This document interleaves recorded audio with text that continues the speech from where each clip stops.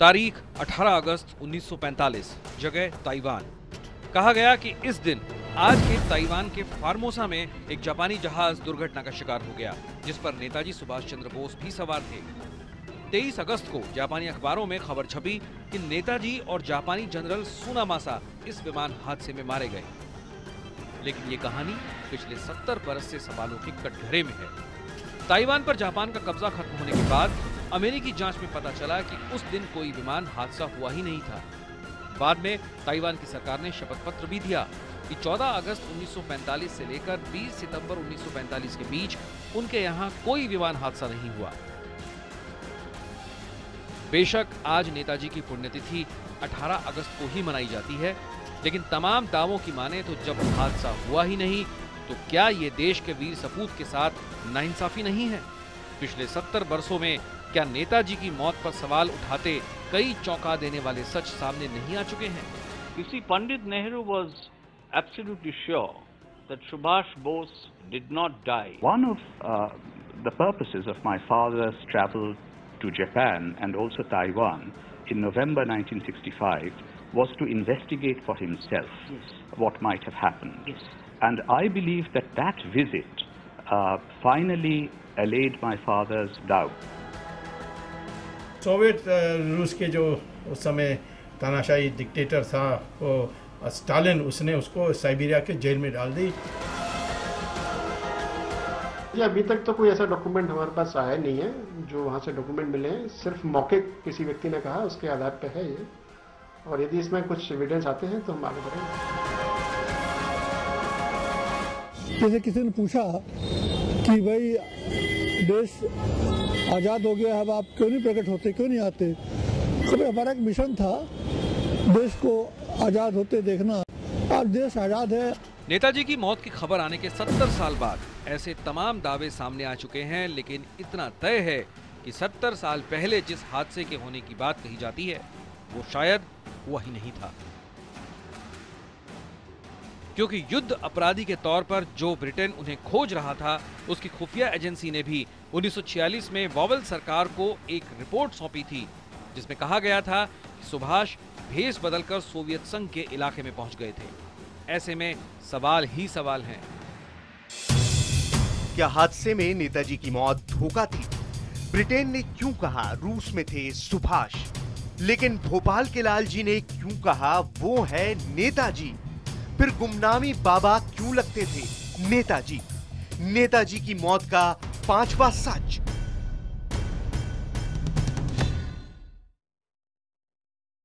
तो क्या नेताजी की मौत की कहानी का कोई 5वां सच भी है? नमस्कार, मैं हूं प्रतीक त्रिवेदी। नेताजी की पुण्यतिथि के 70 साल बाद आज हम स्पेशल रिपोर्ट में आजाद भारत के सबसे बड़े रहस्य की उलझी कड़ियों की पड़ताल करेंगे। कुछ अरसे से नेताजी के जुड़े कई राज सामने आए हैं, नए दावे किए गए। यह सवाल तो है ही है कि क्या 18 अगस्त को ताइवान में हुए विमान हादसे में उनकी मृत्यु हुई थी? क्या नेताजी रूस चले गए थे? क्या उन दो लोगों में से कोई नेताजी था जिनकी कहानियों ने नेताजी के रहस्य को उलझा दिया था? नेताजी की मौत का क्या कोई 5वां सच भी है?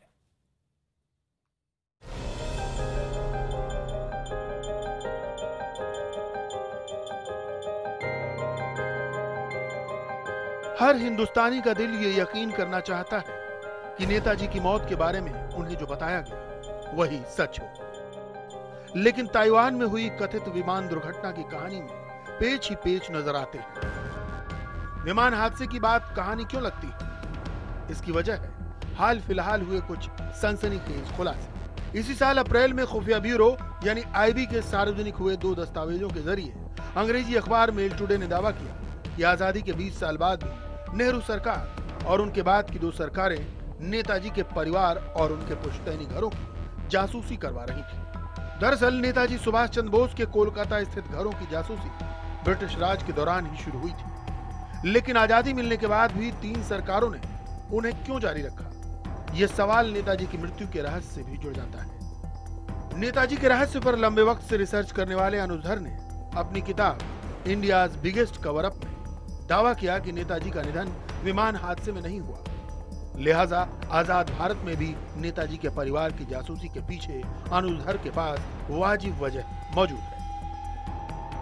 उस टाइम ब्रिटिश इंटेलिजेंस वाले लोग, सबका ये मानना था कि अगर ये वापस आ गए तो आपको मालूम है कि इस देश में प्रधानमंत्री किसने बनना था, तो एक बहुत बड़ा जबरदस्त उनको खतरा था। तो अगर सुभाष चंद्र बोस सन 46-47 में भारत में आ जाते तो सबसे बड़े नेता वही होते, इसमें बच्चे बच्चे को मालूम है। तो ये जो उनके सिर में खौफ बैठा था कांग्रेसियों के, ये डर के मारे ये सारी फाइलें इकट्ठी सारे के सारे जासूसियां कर रहे हैं बैठ के लोगों के बारे में। हालांकि कांग्रेस पार्टी ने इस खबर को बेबुनियाद बताया है, लेकिन इससे यह सवाल मजबूत हुआ है कि क्या आजादी के बाद भी नेताजी जिंदा थे।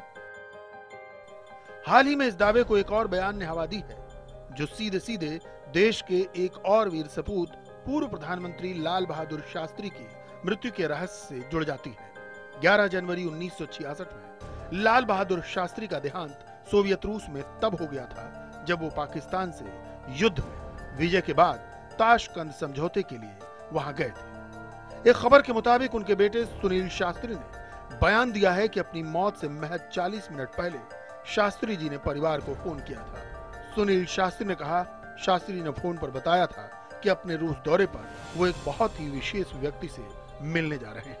क्या वो विशेष व्यक्ति सुभाष चंद्र बोस थे? तो क्या शास्त्री जी रूस दौरे पर नेताजी से मिलने वाले थे? ये सवाल इसलिए मजबूत हो जाता है क्योंकि ताशकंद जाने से पहले शास्त्री जी नेताजी की मौत का सच पता करने के लिए एक नया आयोग भी बनाने जा रहे थे।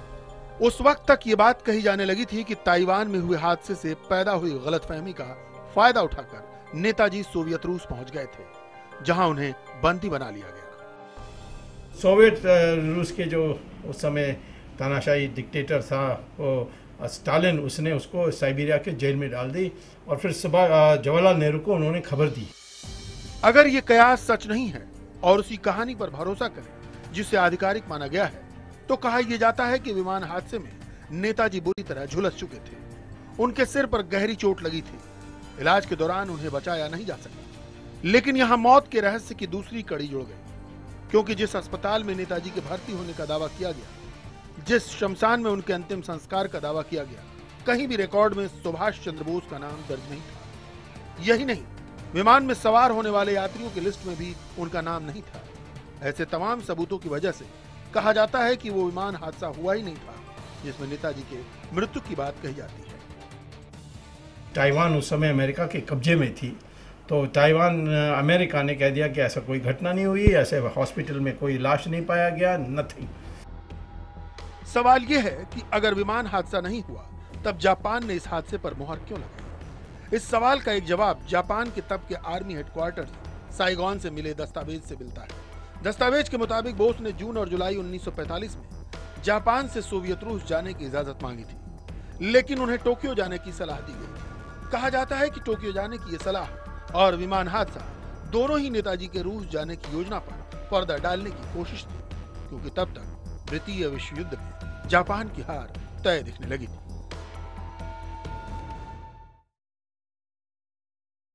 नेताजी की मृत्यु का रहस्य शायद तब तक पूरी तरह से सामने नहीं आ सकता जब तक कि वो दस्तावेज सार्वजनिक ना हो, जिन्हें सरकार ने टॉप सीक्रेट करार दे रखा है। सरकार की दलील है कि इन दस्तावेजों के सार्वजनिक होने से कई मुल्कों से देश के रिश्ते खराब हो सकते हैं, लेकिन उन दस्तावेज के सामने ना आने से कई ऐसी कहानियां सामने आ चुकी जिससे नेताजी के रहस्य को, मौत के रहस्य को और उलझा दिया है। आइए देखते हैं क्या है ये report.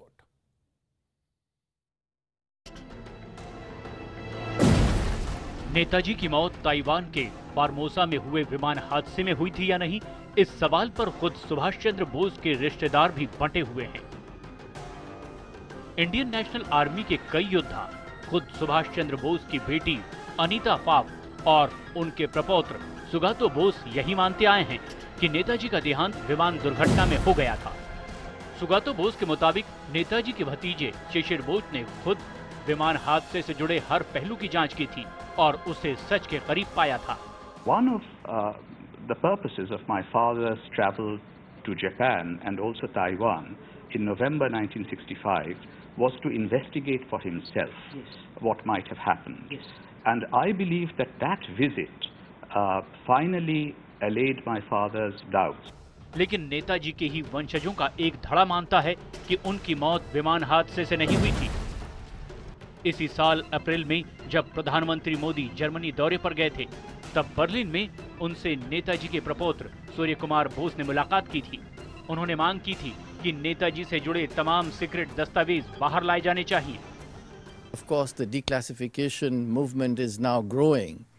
So I hope that Prime Minister Modi will take time to look into it seriously and open up the files. दस्तावेज सार्वजनिक होते हैं तो ये सच भी सामने आ सकता है कि क्या नेताजी सचमुच सोवियत रूस में बंदी बना लिए गए थे। ये कहने वालों की कमी नहीं है कि साइबेरिया की जेल में उनकी हत्या कर दी गई थी। हालांकि ये कहानी भी सवालों के घेरे में है, क्योंकि 70 बरस में कई लोग नेताजी को देखने की कहानी सुना चुके हैं।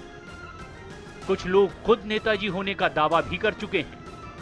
कुछ साल पहले खबर आई थी कि मध्य प्रदेश में गुना के नजदीक साईं जी गांव में रहने वाले 125 साल के एक बाबा लालजी महाराज दरअसल सुभाष चंद्र बोस थे।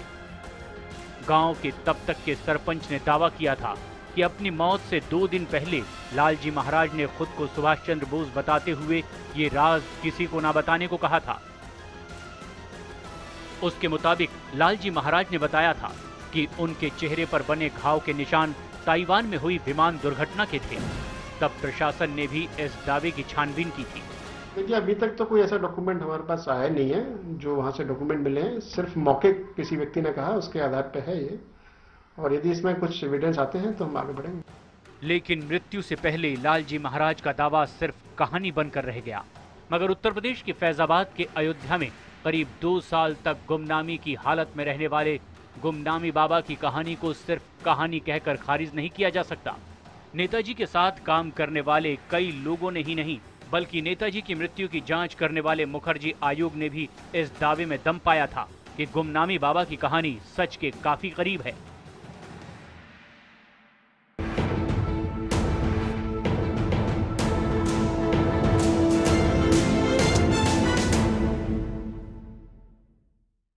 आप देख रहे हैं स्पेशल रिपोर्ट और हम बात कर रहे हैं नेताजी की मृत्यु से जुड़े रहस्य की। 18 अगस्त 1945 को ताइवान में हुए विमान हादसे में नेताजी की मृत्यु हो गई थी। इस पर बहुत सारे लोग यकीन नहीं करते हैं। बहुत से लोग यह भी यकीन नहीं करते कि उनकी मौत सोवियत संघ में हो गई थी। बहुत से लोग यह भी यकीन नहीं करते कि नेताजी फैजाबाद में कई साल तक गुपचुप तरीके से रहने वाले वो साधु थे जिन्हें गुमनामी बाबा कहा जाता है। लेकिन गुमनामी बाबा की कहानी इतनी उलझी हुई है कि बहुत से लोग उनके नेताजी होने की संभावना से इनकार भी नहीं कर पाते।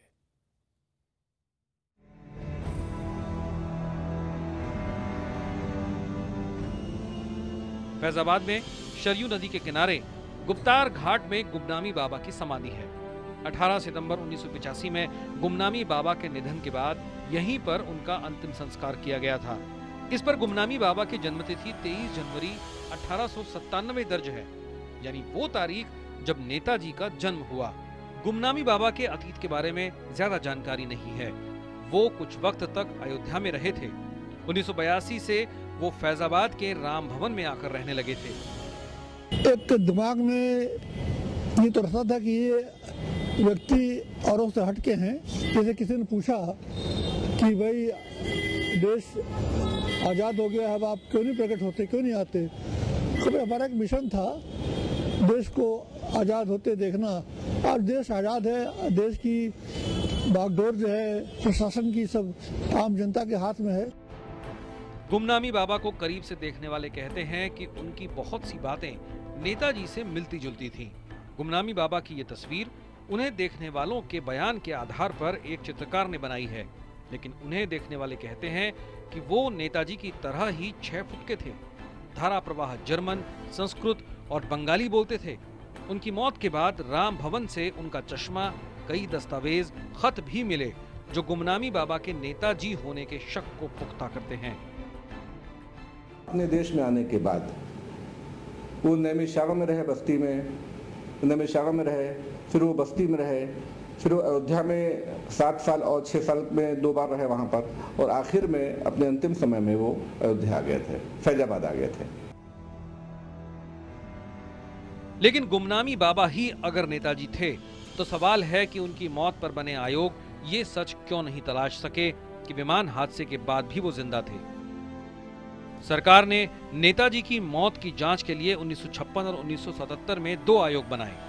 दोनों आयोगों ने कहा कि नेताजी की मौत ताइवान में विमान हादसे से हुई, मगर दोनों आयोग ने ताइवान सरकार से बातचीत नहीं की थी।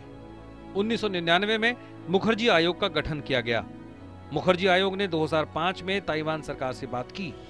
ताइवान ने कहा कि 1945 में उनके देश में कोई विमान हादसा हुआ ही नहीं, लेकिन सरकार ने मुखर्जी आयोग की रिपोर्ट खारिज कर दी। मगर गुमनामी बाबा के बारे में सुप्रीम कोर्ट के पूर्व जज जस्टिस मुखर्जी ने भी जांच की थी। एक डॉक्यूमेंट्री फिल्म निर्माता से निजी बात करते हुए उन्होंने ये शक भी जताया था कि गुमनामी बाबा सुभाष चंद्र बोस हो सकते थे। I am 100% sure that I am 100% sure that लेकिन सवाल ये है कि जो शख्स कभी भी अंग्रेजों के सामने नहीं झुका, वो एक छोटे से कस्बे में गुमनाम जिंदगी क्यों बिताएगा? इसीलिए नेताजी के बहुत से रिश्तेदार भी गुमनामी बाबा के बारे में खबरों को सिर्फ कहानी ही मानते हैं। लेकिन सवाल ये कि क्या नेताजी की मौत के बारे में कोई 5वां सच कभी सामने आएगा? फैजाबाद से केवी शुक्ला और कोलकाता से सौगतो मुखोपाध्याय के साथ ब्यूरो रिपोर्ट IBN7।